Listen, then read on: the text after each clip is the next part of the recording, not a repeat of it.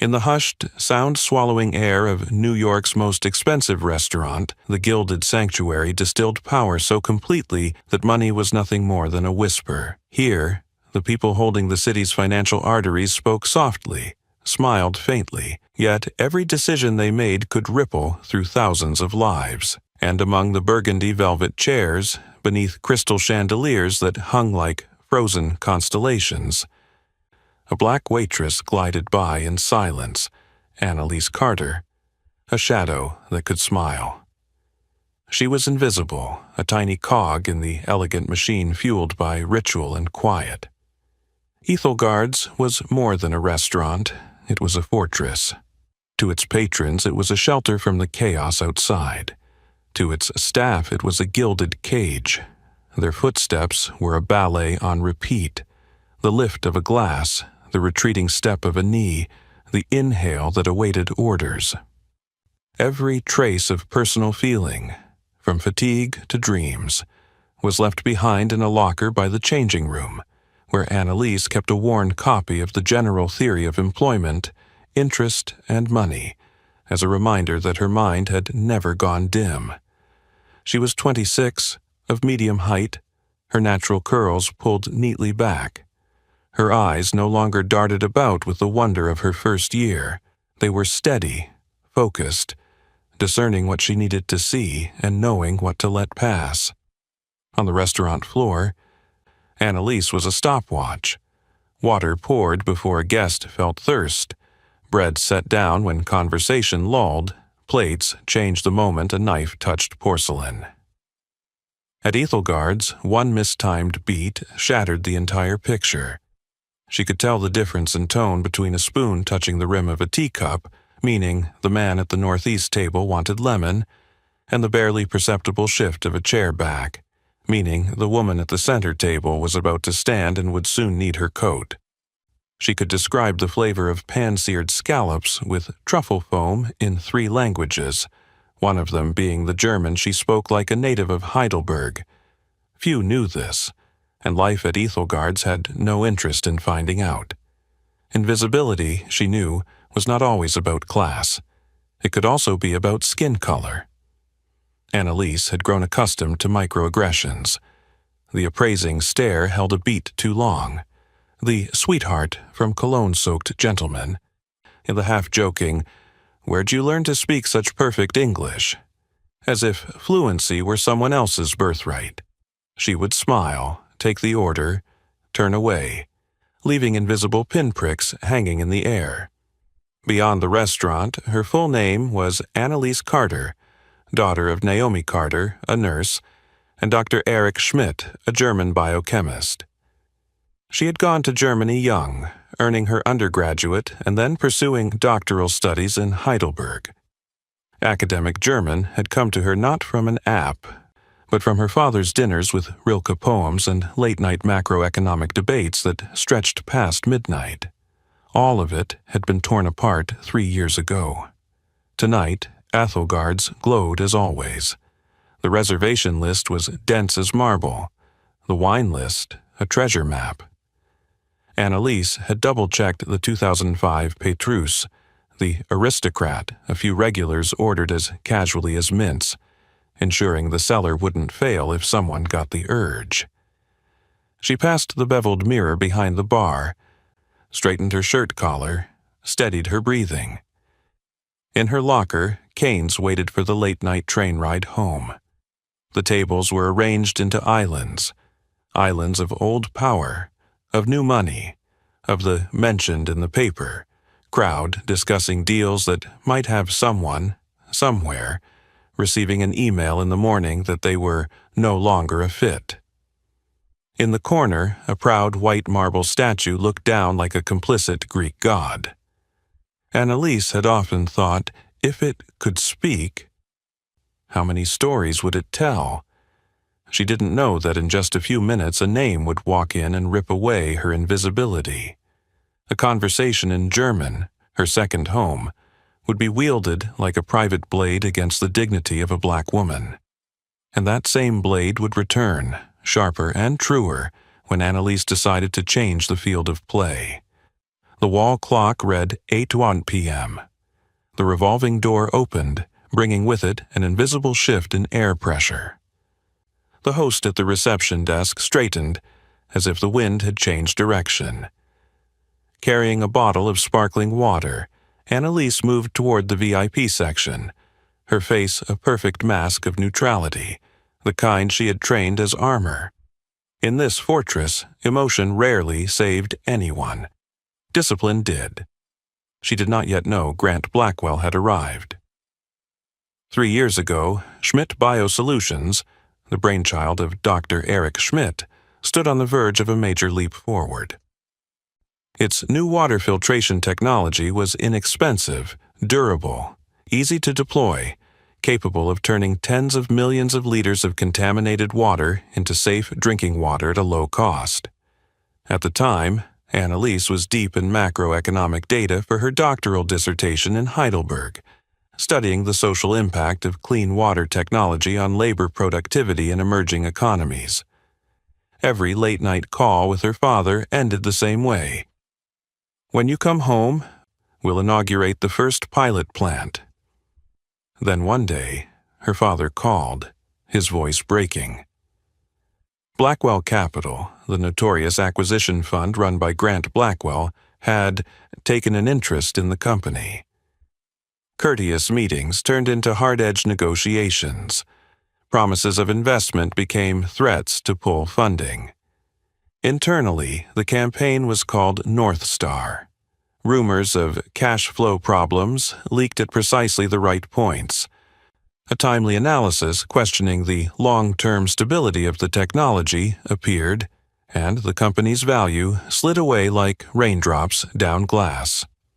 A week after signing the final papers, pressured, threatened, and cornered, Dr. Schmidt suffered a stroke.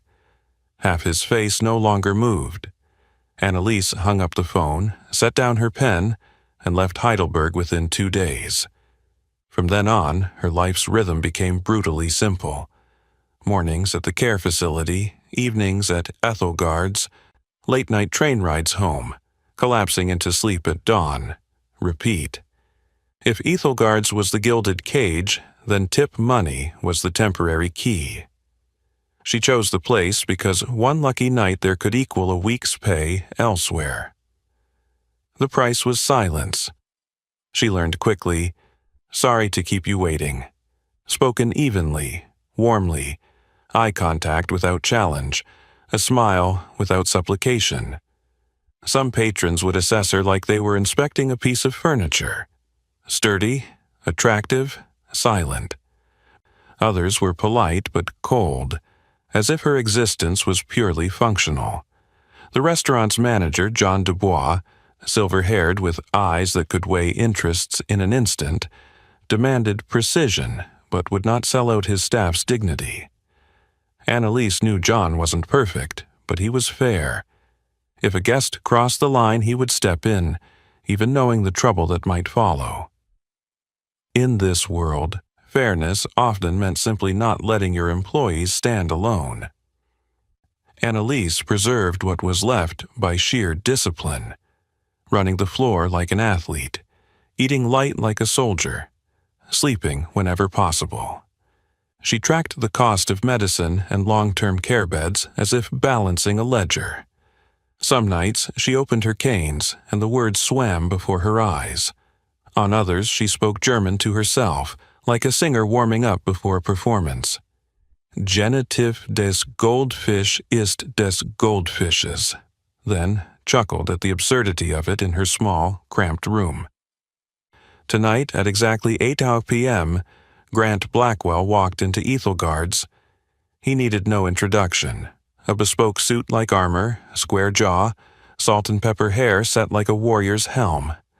At his side was Evan Parker, a beat younger, quicker to smile, well aware of his place. Together they carried a kind of pressure that made John Dubois adjust his tie again. "Corner table, as always, Mr. Blackwell," John said, just loud enough to be heard. Grant didn't look up, simply gesturing as if commanding the entire room to fall back. That section was Annalise's. She brought the sparkling water. "Good evening, gentlemen. Still or sparkling?" Evan glanced up briefly. "San Pellegrino. 2 bottles." Grant said nothing, continuing his account of a deal. "Cut 40% of the staff, keep the IP, sold the server division in 3 weeks, 50% profit margin." His tone was flat, like reciting the weather. When Annalise set down the menus, she fixed on the just right smile. "Tonight we have wild mushroom risotto with white truffle and Dover sole meuniere prepared tableside. I'm Annalise and I'll be serving you." Grant looked up for a fleeting moment. It wasn't to remember her name. It was to appraise her existence in a fraction of a second. She stepped away. When she returned with the breadbasket, the language at the table had shifted. German. Grant's voice lowered, Evan responding in kind. It was the tone of men fluent in speaking privately, a reliable shield in New York. Annalise gave no sign she understood. She set down the bread, walked away as if oblivious. Ordering was delivered like a decree. Oysters Rockefeller, steak tartare, 2 bone-in ribeyes, medium rare, and a bottle of 2005 Petrus. Don't bother me with the tasting. For some, that was a fortune. For Grant, it was habit. Annalise descended into the cellar. The Petrus was heavy in her hands. She couldn't help thinking of how many months of her father's care each drop of this red wine could buy. When she placed the bottle on the table to decant, Grant glanced at the label, nodded slightly, and then switched back to German. One phrase, one name, would split the shell of her composure in the very next heartbeat. German could be a doorway. Tonight, it was wielded like a blade. Grant leaned in, his tone shifting to that intimate murmur reserved for insiders.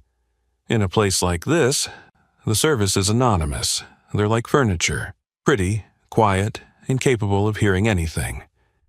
Evan chuckled softly, adding an easy jab about goldfish brains. Annalise kept the wine bottle tilted at the perfect angle, letting the ruby liquid flow into the thin decanter like a whisper of wind. Outwardly, she was silent steel. Inside, a string pulled tight to the point of strain. Grant went on in German, as dry as a news bulletin. North Star, masterpiece. Old man Schmidt believed every word we fed him. The name North Star dropped into her mind like a pebble into a once-still pond. Heidelberg, the lab, a memo with torn edges, the warm, damp smell of chemicals. Everything surfaced at once in Annalise's head. Her hands did not tremble. The wine streamed steady and thin.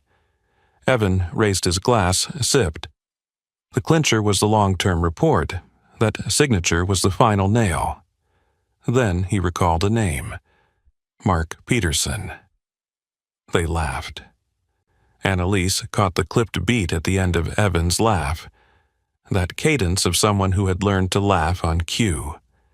Grant began showing off his craft like a chef flashing a knife, whispering about the right calls to the right people, the deliberately leaked tidbits, a technical analysis so convincing it was scary, claiming Schmidt's tech would fail in 5 years. The investors panicked. When we tossed them the lifeline, they practically wrapped it around themselves. His words were like a stone pressed to someone's chest while telling them to breathe steadily. Then Evan slipped another notch. That old man even talked about scientific ethics, like ethics pays the bills. Grant laughed, his eyes flicking toward Annalise like tagging an object that had served its purpose. Look at her, standing there, probably thinking about tip money for rent. They were still speaking German, but the intent was crystal clear in any language. Annalise set the decanter down. She poured a small measure into Grant Blackwell's glass, another into Evan Parker's, then stepped back half a pace, the standard Ethelgard's posture. Still, unreactive. She heard the clink of cutlery from other tables, the stir of a spoon in a glass at the bar, the faint rustle of upholstery. Ordinary sounds suddenly distant, as if on another planet.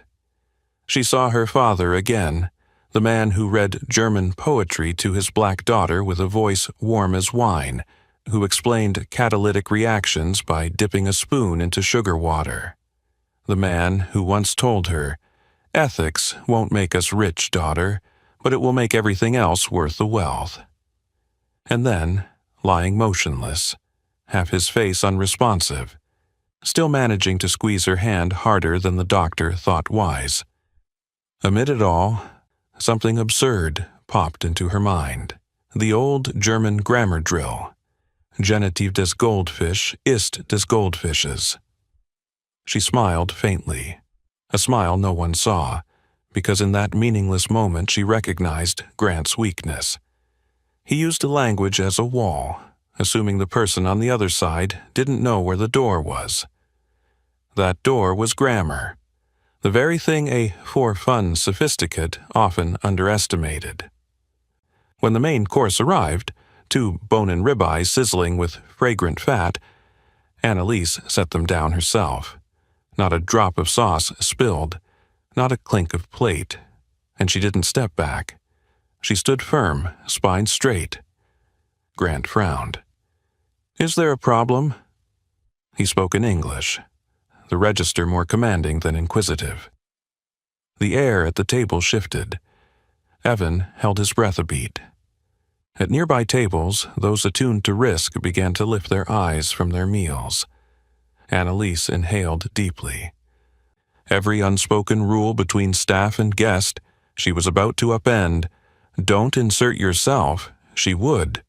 Don't speak first, she would. Don't use the guest's language, she would, and better. She looked directly at Grant Blackwell. When she spoke, her voice was academic German, quiet as steel, neither high nor low, but weighted enough to drop her words onto the table like solid matter. "Mr. Blackwell, there is indeed a problem." The phrase in German, "Es gibt tatsächlich ein Problem," froze a fork midair. Evan choked on his wine, coughing hard, his face flushing. Grant, a man unaccustomed to losing any control, took 2 beats to reclaim his expression. The wall he'd built with German had just been shaken by an earthquake. Annalise did not switch to English. She stayed in German, forcing him onto her field. First, a small correction in grammar. One doesn't say brain of a goldfish that way. The genitive of goldfish is des Goldfisches. If you're going to use a language to assert superiority, you should at least master the basics. The surrounding tables went church quiet. They might not have understood the German, but they understood this. The balance of power at the table had shifted. Evan stared at the floor. Grant's color returned to a mottled purple. He switched to English to pull the audience back. "Who the hell do you think you are?" She didn't give him that bridge. Still in German, "You want to know who I am? I'm someone whose concerns go far beyond tip money for rent. I'm someone who graduated at the top of her class in economics, who studied in Heidelberg. But the name you should remember isn't mine." A half-second pause, just enough for Grant's memory to scramble through the pieces.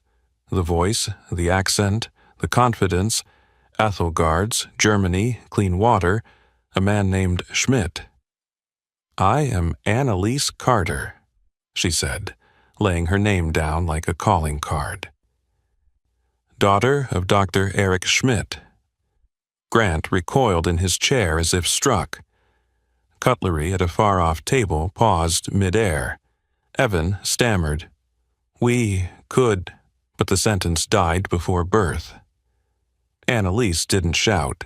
She recited in German, short, precise, like a formal indictment.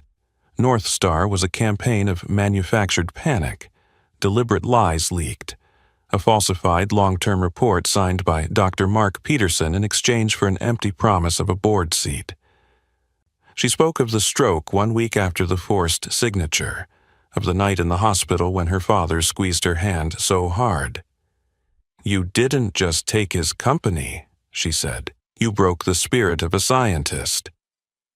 A beat later, her voice dropped very low, enough for only the table to hear. "That Waitress you're drinking tonight, do you know how many months of long-term care it's worth?" Grant shot to his feet. The chair carved a line across the floor. "You're fired!" he roared, turning to see John Dubois materialize like a shadow behind Annalise. But John glanced around, catching the eyes of the Power Islands, weighing the balance, and said clearly, "Miss Carter is my employee. In my establishment, I do not allow guests to abuse my staff. Perhaps it is you who should leave." No one clapped loudly. Just a ripple of murmurs like wind through leaves. Annalise pulled a leather check presenter, placing it beside the untouched ribeye. "Your check, Mr. Blackwell," including the patron. The words landed like an ethical invoice. Grant looked at the bill, at Annalise, at the crowd. Then he flung a wad of crumpled cash, whipped on his coat, and stalked out. Evan trailed behind, diminished to a shadow. The doors of Ethelgard's closed behind them. Silence fell for 2 heartbeats. Then a soft ripple of applause spread, understated but audible. Annalise nodded, turned for the kitchen. The swing door shut, and the armor she'd worn cracked. Her knees softened. Her breath came in surges. Tears, absent for 6 months, returned. The head chef set a glass of water beside her like a ritual. John placed a hand on her shoulder. "Tonight, you didn't stand alone." Once the kitchen door swung shut, the noise of Ethelgard's felt as though it had been left on another planet. The chill of stainless steel pressed against Annalise's back. Her knees weakened, and Chef Antoine slid a glass of water toward her. "Drink," he said. She drew a deep breath. Her heartbeat slowed from a sprint to a march. John Dubois stood in front of her, keeping just enough space to show both respect and support. He spoke slowly. "You're not getting fired. I'll take the rest." Annalise nodded. She didn't say thank you right away. Those words needed time to form without breaking in her throat. The other kitchen and floor staff dispersed like guards without orders. They didn't touch her, but they didn't look away either. In a place where employees were usually on their own, having someone stand with you was enough to keep you from going over the edge. 5 minutes later, John said, "Take the rest of the night off. I'll handle the paperwork." He knew there would be calls, emails, threats.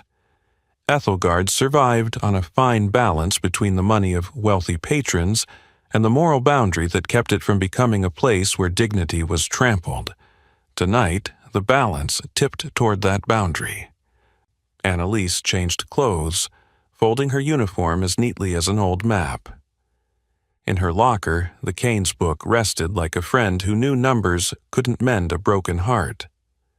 She picked up her bag, paused at the back door, hand on the steel handle, hesitating a beat before pushing it open. In the dining room, aftershock still rippled. The VIP table was empty, Grant's chair still slightly askew. Murmurs among the islands of power fluttered like startled birds. A few eyes followed Annalise as she walked past, not with scrutiny, but with acknowledgement. In a matter of minutes, a piece of furniture had become the central figure in the room. At a table near the window, Evelyn Reed set down her phone, her heart beating fast, not from fear, but from professional instinct. An investigative reporter for the New York Chronicle, she'd been meeting a source for another story.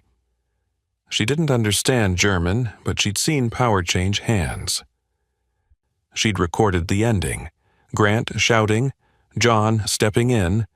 The check dropped, the ripple of applause. The rest she would piece together. Evelyn didn't leave right away. She waited for the room to cool, then spoke with 2 diners at a nearby table, both the sort who read the FT in the morning and jogged Central Park at night. The woman said she'd studied a semester in Berlin, enough to catch phrases like North Star, Schmidt, Peterson. The man added, "The waitress corrected a genitive, rare as hell, I remember that." They didn't need the full translation, they'd heard enough to smell a story. At the host stand, Evelyn handed her card to Marta, the night receptionist. "If the manager needs to reach me, I'm here." Marta made no promises. Ethelgard's didn't like the press, but thanked her, a small gesture cracking the door. Evelyn stepped into the street. The night wind shaved down the sound of cars. She replayed her recording, marking the scrape of the chair, the "you're fired," the manager's voice. She noted, "Waitress speaks German. Names, North Star, Schmidt, Peterson, Billionaire Grant Blackwell, Associate Evan Parker, Manager John Dubois." She texted her editor, "We've got a story." Suggested headline, "The Billionaire and the Waitress at Ethelgard's." The reply was quick, "Go." Back at the newsroom, Evelyn began with the public record. Grant Blackwell, Blackwell Capital, a history of takeovers, criticism for slashing staff. She moved to open sources, a company called Schmidt Biosolutions, clean water technology, signs of a takeover 3 years ago. North Star, absent from the press, but she found an analyst who'd once used the term in a leaked internal report on a finance forum. The fragments fit just well enough to sketch the outline. The missing corner was the waitress. Evelyn needed a name. She returned to Ethelgard's the next morning during shift change. Marta recognized her. No official info, but some kindness. Her name is Annalise. No last name, but Annalise was enough for a targeted search. The paper's OSINT team went to work. 10 minutes later, they had 3 possible Annalise matches working in Midtown restaurants. A Carter appearing on an old delivery invoice, and a blurry photo of a bundled-up staffer leaving a late-night train station posted by a diner last month. The uniform color matched. Not proof, but credible. Evelyn hesitated at knocking on the door. The line between covering a sensitive story and invading privacy was thin. She sent an email first. "I'm Evelyn Reed, a reporter. I'm writing about what happened. I want to protect you from distortion. If you want to tell your side, I'm here." No reply came. She drafted the piece without quoting Annalise. The focus was the previous night's scene, the power dynamic, the tactical switch of language, and the moral anchor when John defended his staff. She left 3 placeholders for North Star, Schmidt, Peterson to verify overnight. She called the paper's media lawyer to check which parts were narration, which were conclusions. In this business, a conjunction could be a blade. Near 3 a.m., Evelyn filed her story. The editor replied, "Run it in the morning edition at 6:30. The headline stood, "The Billionaire and the Waitress at Ethelgard's, a German conversation that exposed a heart of manipulation." Evelyn dozed in her chair. Coffee cooling, pen still in hand like a soldier refusing to lay down arms. And Annalise. She sat on the late-night train, forehead against the black glass like a mirror. New York slipped backward. Her prepaid phone was silent. She hadn't told her mother yet. Her breathing had steadied. When the train stopped at her station, she rose and froze for a beat. She had just broken one of the fortress's unwritten laws, and she knew that in the morning, the law of the outside world would begin to move. 6:32 a.m., the New York Chronicle's digital edition went live with the headline. By 7:05, the piece had climbed onto the hot news front page. At 8:10 on social media, the hashtag Ethelgard's Waitress began trending, followed by Je speak, Truth to Power. The hospitality community shared the account of John Dubois defending his employee as a textbook case study in ethics. The finance tech community latched onto just 3 words: North Star, Schmidt, Peterson, anchors that pulled them into something heavier than everyday drama. 9:30, the PR office at Blackwell Capital was swamped. A crisis statement was drafted. An apology for inappropriate language, respect for service staff, lessons learned, and commitments made. That draft contained no mention of North Star. In-house counsel warned, don't touch it. But markets don't read like lawyers. Major accounts began questioning the legal risk if the long-term report story was true. 9:47. An internal Blackwell Capital email read, All leadership emergency meeting 10:15. Begin with cutting ties to Evan Parker. Evan became the fastest expendable piece on the board. At 10:12, his phone buzzed. You're suspended. Stay home and wait for instructions. He stared at the screen, unsurprised. Those apprenticed to power know they'll be thrown overboard first. But the sensation of being yanked from the chain still felt like the drop of a dream. 10:30, in the closed boardroom, Grant Blackwell sat at the head of the table. He wasn't easily blown over by storms, but the smile from the night before was gone. The CTO muttered, There's Mark Peterson, if the reporter digs it up. Legal cut in. Don't say the name here. The CFO asked, What's the total value drop today if this spreads? PR replied, Impossible to project, but significant. An independent director, once saved by Grant in a deal last year, remained silent, taking notes. In the presence of legal jeopardy, gratitude tends to have a short shelf life. 11:05, Evelyn got an email from 2 diners from the night before, confirming more details. One had used a quick translate app at their table and caught phrases like 5-year report, final nail, and board seat. Not legal proof, but thick smoke. She added to her piece.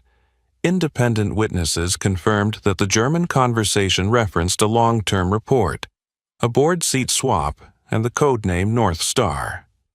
The update went live at 11:22. 12:15. The enforcement desk at a federal agency, universally referred to as the SEC, pinged an internal message. See the Chronicle piece. Check if any companies were accused of falsifying technical reports in an acquisition 3 years ago.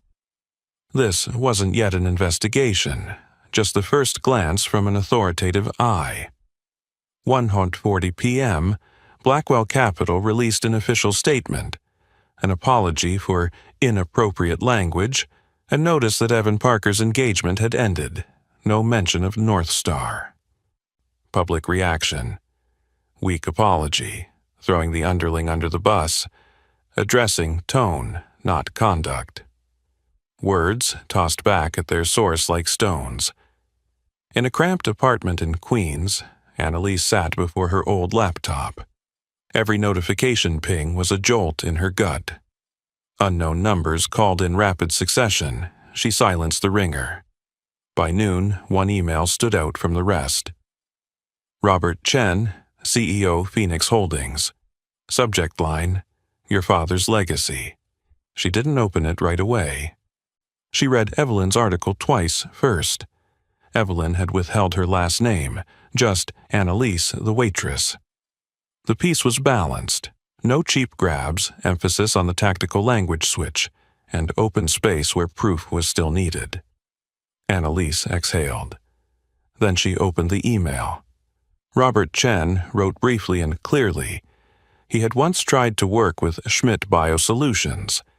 He was pained by how the story ended, and he was impressed by the intellect Annalise displayed in that high-pressure moment. Phoenix Holdings was launching the Ethical Innovation Initiative, investing in community-minded tech without selling its soul for profit. If you're interested, my door is open. This is not charity. This is a job offer. Annalise read it twice. The world had tilted so fast it made her dizzy. She thought of John Dubois, of Grant's purpled face, of her father's hand squeezing hers. She replied to Robert with one line, "I need 48 hours to think." That afternoon, Evelyn stood on the sidewalk beneath Annalise's old building. She didn't ring. She texted, "I won't bother you. If you want to talk, I'll listen. If not, I'll still write to be fair to you." Annalise responded a few minutes later, "Thank you. For now, I want to stay silent. But you captured what mattered." Evelyn looked up at the gray sky. In her line of work, silence could be good news. At Blackwell Capital, by late afternoon, another internal email went out. Grant, video statement at 19 eyes, apology. The video dropped at 7:12 p.m. Grant read the apology off the screen in front of him. Right words, right cadence, wrong eyes. Viewers instinctively recognized a gaze that never met the human on the other end. The comments filled quickly, "Not genuine." That night, Ethelgard's was busier than usual. People came to see the place where power had bent. John still stood at the door, missing nothing. He knew the storm wasn't over, but at least, for now, the fortress had chosen which wall to stand behind. The next morning, Annalise walked to Ethelgard's an hour earlier than usual. She wanted to speak with John Dubois before her shift. John was already in his office, the old wooden chair creaking like an old friend. He slid a cup of coffee toward her. "You don't have to work the floor today if you don't want to. I'll have Michelle cover." Annalise sat down, opened Robert Chen's email on her phone, and handed it to John to read. He read slowly, his brow tightening at the words, "not charity," before nodding. "Sounds like a real way out. Remember this, you don't owe me. I helped because it's my job." He smiled. "And because I don't like people who talk trash in a language they can't master." Annalise let out a small laugh. She hadn't decided yet, but something inside her had shifted.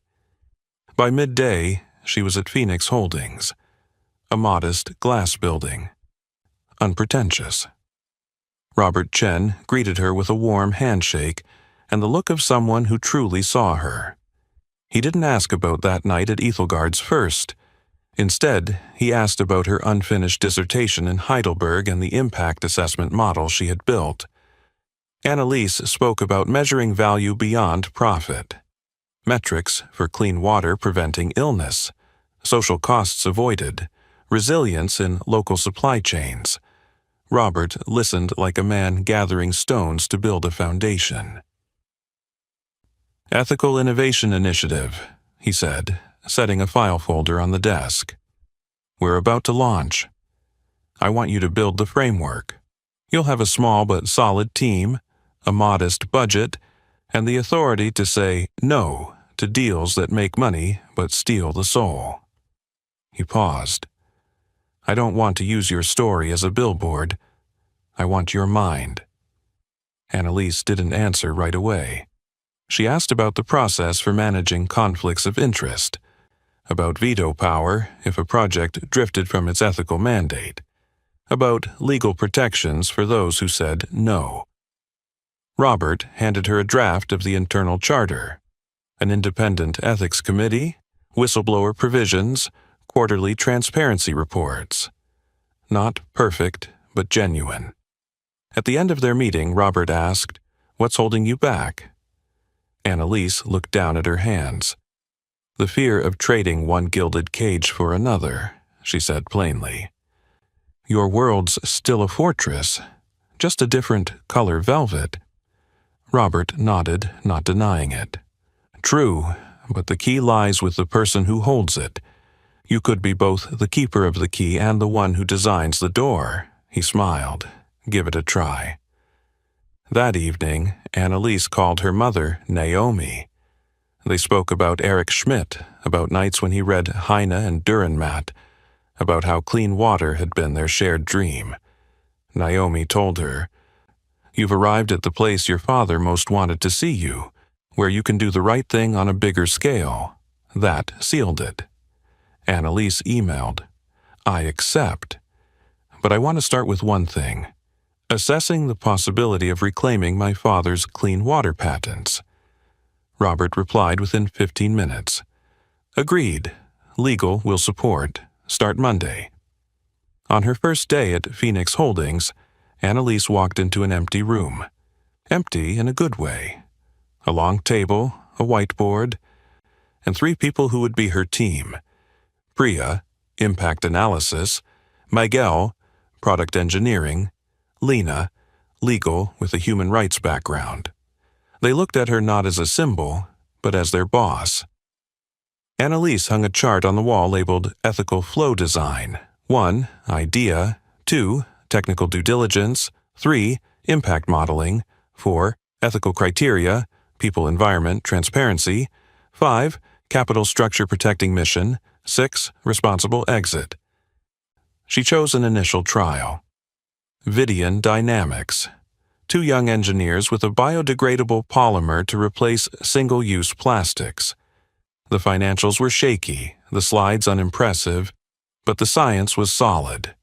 Miguel tested the lab samples.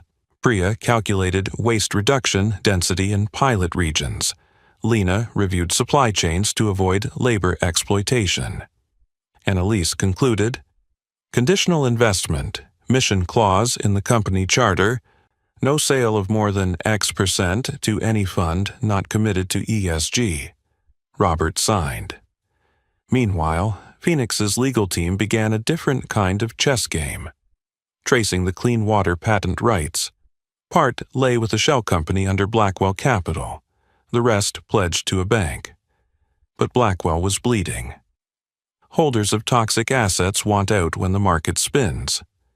Annalise and Lena drafted an offer. Buyback at a fraction of value, but cash fast, with a no admission of liability clause. Sometimes, achieving an ethical goal meant speaking the language of pragmatism. On the side, Annalise wrote an internal memo. "Don't make me the story. Let the story be the system we design." She didn't want every meeting to start with Ethelgards. She wanted them to start with equations. By the end of the first week, Vidian's investment was announced. The press asked, "Is it because of Annalise Carter?" Robert answered, "Because of the data."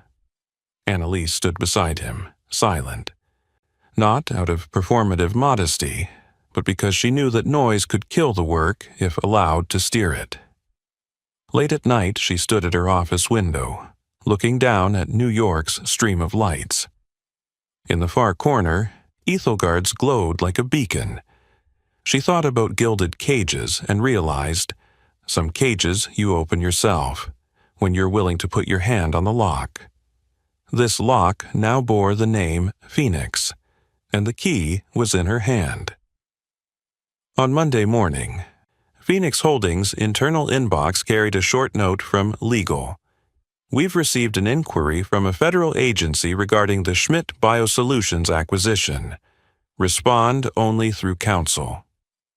No drums, no alarms, just careful language. Annalise read it, set it down, and thought about the chain of custody, who touched a document, when and where it went. She had no intention of breaking any proper flow. Whatever her father and his attorney still had, she would pass through her own lawyer, so it traveled the right path. The morning passed in process. Lena, Legal, compiled a list of potentially relevant materials, emails between Schmidt and his advisory team, a draft long-term testing report, board meeting minutes before and after the forced sale, and the intellectual property transfer contract. Annalise handed Lena the thin file her family's attorney had kept. A few certified mail receipts, a faint printout of an email titled North Star, Talking Points, and a handwritten memo from her father. "Do not agree to the 5-year failure projection. No data supports this assumption."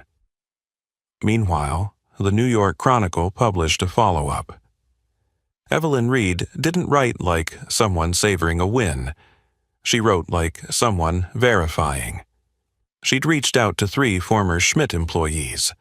2, under condition of anonymity, confirmed they'd seen a strange, long-term composite report. No data sources. She called Dr. Mark Peterson's office line. No response. By noon, Dr. Peterson's personal lawyer called him. "You need to talk." Doors that had once stayed open because of promises now slammed shut under the weight of legal risk. In a rented conference room, Peterson placed both hands on the table, his eyes hollow. He spoke the sentence professionals like Lena had heard many times. "I was wrong. Can I cooperate?" Government attorneys call it a proffer session, where you tell what you know in hope of leniency. Across town, Grant Blackwell sat with his board.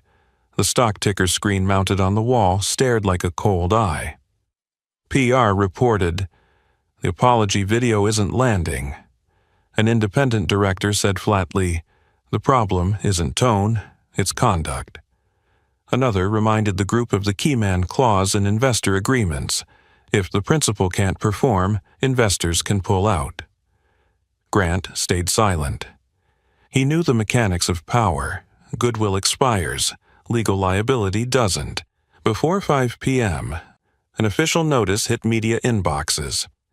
Blackwell Capital announced Grant Blackwell would temporarily step down as CEO so the firm can focus on operations. Familiar words, familiar structure, but the effect unpredictable. Those in the know read between the lines. The unraveling had begun. On Tuesday, Annalise was served a subpoena as a witness. Event timeline, what she heard in German that night, the origin of the documents her father had given his lawyer.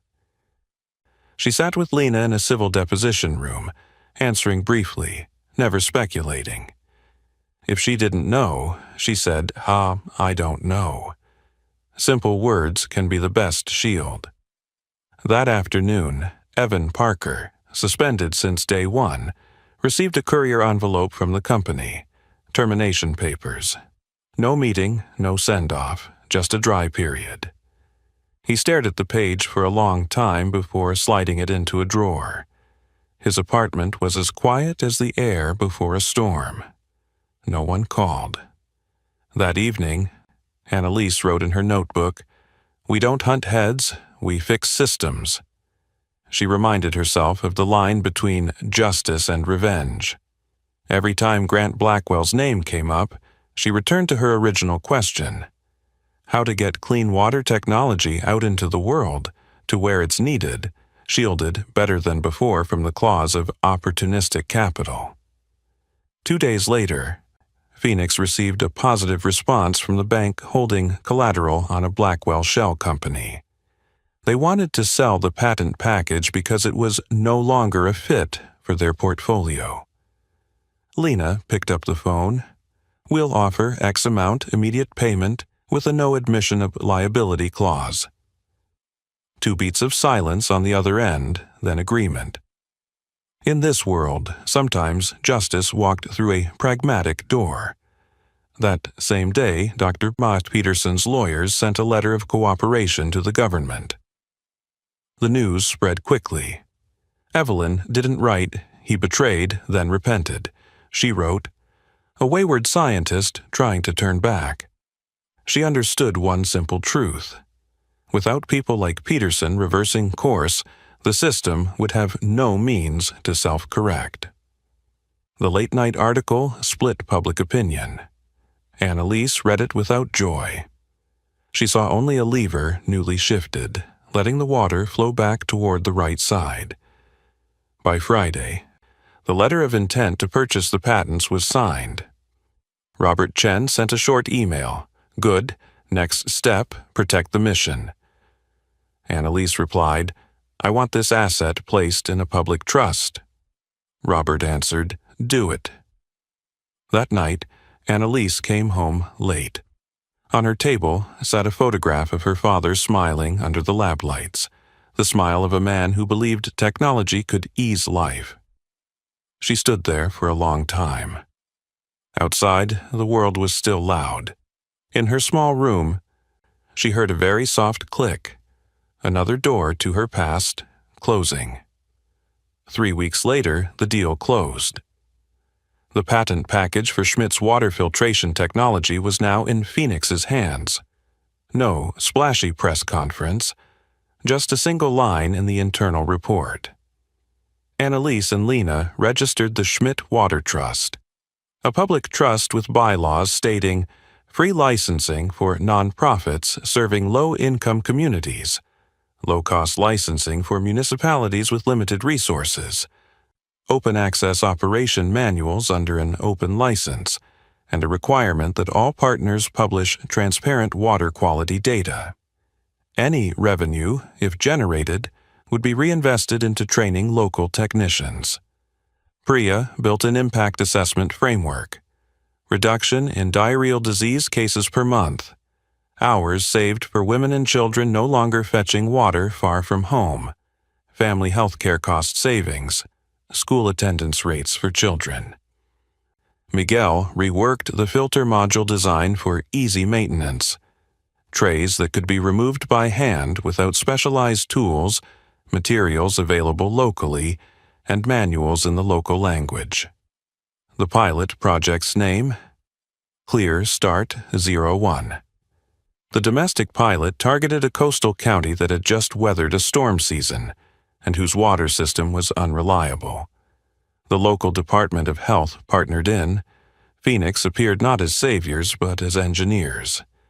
At Riverton Elementary School, 10 new taps were installed.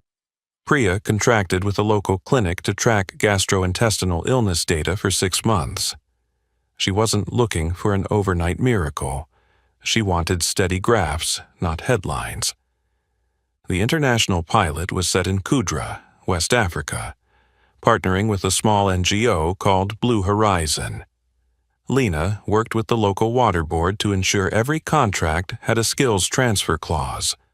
Local technicians would be trained and become the ones responsible for upkeep. One hot afternoon under a corrugated roof, Annalise sat with technicians Awa, Kofi, and Musa. They discussed backwash frequency and how to monitor without expensive sensors, using a simple color comparison chart and a wall-mounted tracking sheet. When the first tap ran clear, Annalise didn't cry. She stepped back, letting Awa open the valve, Kofi check it, Musa sign the operation log. Children laughed nearby. The adults remained cautious, as they should. They'd seen many promises dissolve like foam. Priya smiled at Annalise. The data will answer. Annalise nodded. And ownership will keep it here. News of Clear Start 01 slipped quietly into the local paper. Then a national paper ran a small item. Trust licenses clean water technology under open terms. No photo of Annalise waving a flag, no big slogan. Robert Chen wanted to keep the focus right. Let the work speak. Meanwhile, Vidian Dynamics, their first investment, launched biodegradable packaging in 2 northeastern retail chains. Pilot data looked strong. 72% of the material decomposed within 90 days under standard conditions. The collection infrastructure was already in place. Robert called Annalise the architect in an internal email. She smiled and filed it away in a later folder. One evening, Evelyn Reed called. I'd like to write about the trust, but I won't tie it to the Ethelgard's drama if you don't want me to. Annalise replied, write about the technicians in Kudra, about the clinic in Riverton. Evelyn agreed. The article ran with a photo of Awa recording data on the chart. Headline simple. When technology leaves the boardroom. Warm comments, no firestorm, a good sign. On the legal front, 3 months later, a federal agency issued a statement. A formal investigation had been opened into the Schmidt Biosolutions acquisition, focusing on allegations of falsified technical reports and information manipulation. Dr. Mark Peterson's name appeared as a cooperating witness. Grant Blackwell remained stepped down. A financial journal noted, "An empire built on fear often falls to truth and process." Late one night, Annalise returned home and called her mother, Naomi. They didn't talk about Grant or Evelyn. They talked about Eric Schmidt. Naomi told a story about him stirring a pot of soup with one hand and sketching a membrane diagram for young Annalise with a marker on a pizza box lid. Annalise laughed, the image so vivid she could almost smell the cheese.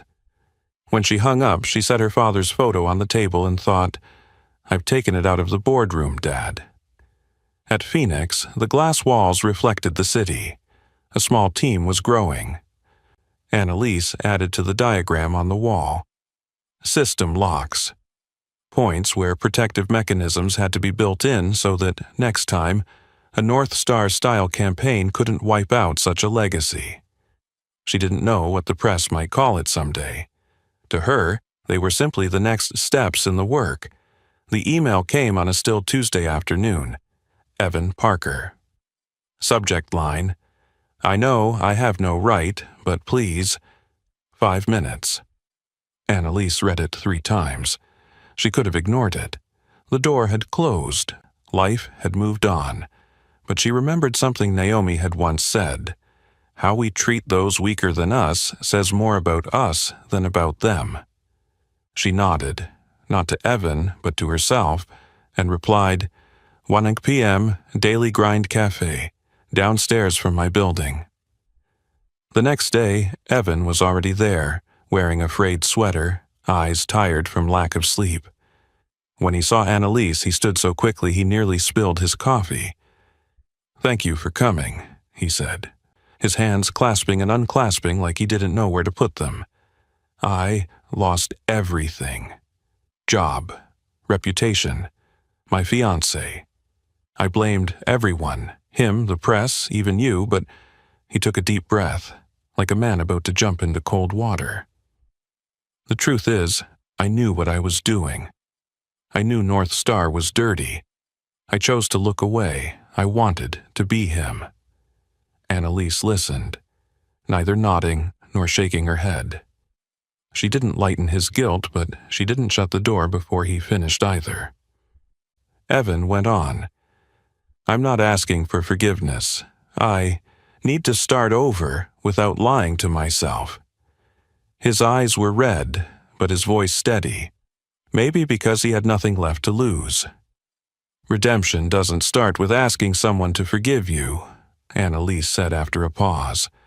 "It starts with what you do next." Evan blinked. She continued, "Don't make me your judge. I'm not giving you a clean slate certificate. I have one suggestion. Choose a specific, useful job that no one claps for." He asked, "Like what?" "The Water Commons Coalition needs someone to manage supply chains for small parts. Simple things like valves, gaskets, low pay, not glamorous, real impact. Or you could go train local technicians, sit in a warehouse all day checking parts, making sure the right components get to the right place. And you don't tell anyone what you used to do. You just do it." Evan nodded hard, like a man in the desert spotting a water point. "Who do I email?" Annalise took out a pen and wrote down an address. She didn't call ahead for him, didn't grease the path. If he wanted it, he would go himself. Evan hesitated. "And Mark Peterson?" Annalise looked out the window to the street. "I'm not the judge. I hope he tells the whole truth, so the system learns instead of just punishes." She turned back, meeting Evan's eyes. "I wish I could tell you it'll all be okay, but no one can promise that." He gave a small, rueful smile. "That's fine. I don't need a promise. I need something to do." They stood. Evan thanked her again, this time shorter and sincere. Annalise left the cafe without looking back. At the corner, she paused for a moment, gazing at the sky reflected in Phoenix's glass facade. She didn't see victory. She saw a map, thin lines connecting one small decision to real change. 3 weeks later, Evelyn Reed sent her a text. "Just so you know, I saw a new name at the Water Commons Coalition. Not for a story. Just thought you'd want to know." Annalise didn't ask. She simply replied, "Peace to all of us." At Phoenix, the Clear Start team received Riverton's second-month report. Gastrointestinal illness rates among students had dropped noticeably compared to the same period last year. Priya didn't cheer. She made a note. Need third month to rule out seasonal effect. In Kudra, Awa sent a photo. Children lining up with clear bottles. Miguel replied instantly, "Don't forget the backwash this week." Their common language wasn't English, French, or German. It was the language of process, steady, correct, patient. That night, Annalise placed a sheet of paper in front of her father's photo. She wrote a few lines. "Dad, I've learned to say no at the right time, and I've learned something else. Putting your hand on the lock is daily work, not a one-time burst." She folded the note and tucked it into her Keynes book. Theory, practice, memory. 3 layers stacked together, keeping her balanced. Exactly 1 month after the night of the confrontation, Annalise made a reservation at Ethelgard's, her first time entering through the front doors. John Dubois greeted her personally, wearing the same warm, familiar smile. "We've kept the corner table for you."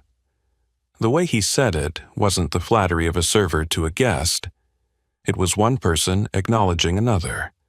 The room was unchanged, burgundy velvet, crystal like frozen winter stars. But to Annalise, everything had shifted by half a degree. It was no longer a fortress keeping her out. It was a space she could choose to enter or leave at will. She sat and looked out the window. The city winked with lights like cresting waves. Her server that night was a young woman named Maya, brown-skinned, hair pulled high, bright eyes watchful. Maya introduced the menu with a trace of hesitation, just as Annalise had on her first day at Ethelgard's. Annalise smiled, speaking slowly to set her at ease. "I'll have the Dover sole with lemon butter and a glass of Sancerre." Maya jotted it down quickly, her breathing steadying. Dinner arrived. No Petrus, no speeches, just the scent of lemon butter and perfectly cooked fish. At other tables, talk of deals, markets, and politics flowed on. Annalise cut small bites, eating slowly, not for decorum, but because she wanted to savor ordinary flavor after a season of storms. Midway through the meal, Evelyn Reed walked in, not hunting a story, just meeting an old friend. They saw each other, nodded like acquaintances in a big city, and left each other alone. In another corner, a young Phoenix engineer whispered about Vidian and polymer breakdown rates. Seemingly separate currents flowed in the same space. When John came to ask if everything was all right, Annalise said, "It is. And thank you for that night." John shook his head. "Thank you for reminding us who we are." He placed a small envelope on the table, something old you left behind. Inside was a short note in Antoine the chef's handwriting from that night, a glass of water for the one who stood in the right place. She smiled, folded it, and slipped it into her wallet. At the end of the meal, Annalise left another envelope, this one with a generous tip, and a small note for Maya. "You did well. Remember, your breath guides your hands guide the floor." No phone number, no promises, just a small anchor for a long night. On her way out, Annalise paused by the marble statue. She had once wondered how many stories it could tell if it could speak. Tonight, she didn't need it to say anything. Her story had long since left this room, transformed into trust agreements, declining illness charts, running clear taps, and a humble job application sent to a water alliance.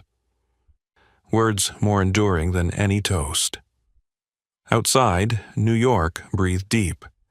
Annalise pulled her coat tighter and called Naomi. "Mom, I just had dinner at Ethelgard's. It was good." On the other end, her mother laughed. "Did you let them know you used to work there?" Annalise smiled. "No need. I left a note for a girl named Maya." Naomi: "That's enough." A few days later, Phoenix released its ethical pledge for the investment initiative, a short, plain-language statement posted in the lobby. Profit without crushing dignity. Technology without silencing voices. Exits without leaving harm behind. Annalise looked at the paper, not as the one who wrote it, but as someone who would be bound by it every day. Legally, the investigation moved quietly. Occasionally, the financial press reported hearings, transcripts, possible civil settlements. Grant Blackwell was rarely seen. Once, a camera caught him hurrying out of a building, not meeting anyone's eyes. Annalise, seeing the image on her screen, felt no glee. Only the sense of an equation balancing, as it should. On a weekend night, Annalise sat at her desk, opened her old canes, running her fingers along the worn page edges. She took out the letter she'd written to her father before, adding one more line. "Dad, I will keep designing the locks and teach others where to place their hands." She put the letter back, closed the book. Before turning off the light, she thought of the night German had changed the field, not for its drama, but because it was the pivot, the precise click that set a larger mechanism turning. She understood now. The power of a voice isn't in its volume, but in the connections it forges, between truth and the system. The window reflected the city. Somewhere below, Maya was probably gathering table linens for the night shift. In West Africa, Awa had likely completed this week's backwash schedule. In Riverton, a child was drinking from a tap without fear. In a small office, Evan Parker was opening a spreadsheet of gaskets and valves for next week's shipment. No applause. Exactly. None needed. Annalise turned out the light. The room went dark. The ghost of Ethelgard's, the shadow that once slipped between islands of power, was gone. In its place stood an architect, not of a restaurant, but of mechanisms to keep water flowing the right way when money changes its mind. And that was enough. And so ended the journey of Annalise Carter, from a quiet ghost in a luxury dining room to the architect of systems protecting technology for the public good. Her story shows the power of a voice is not in how loud it is, but in how it links truth to action, turning justice into real, lasting change. If it were you, in that situation, would you stand up and speak the truth to power? Share your thoughts in the comments below. I'd love to hear your perspective. If this story inspired you, don't forget to like, share, and subscribe to help spread more meaningful stories that can reach and move more hearts.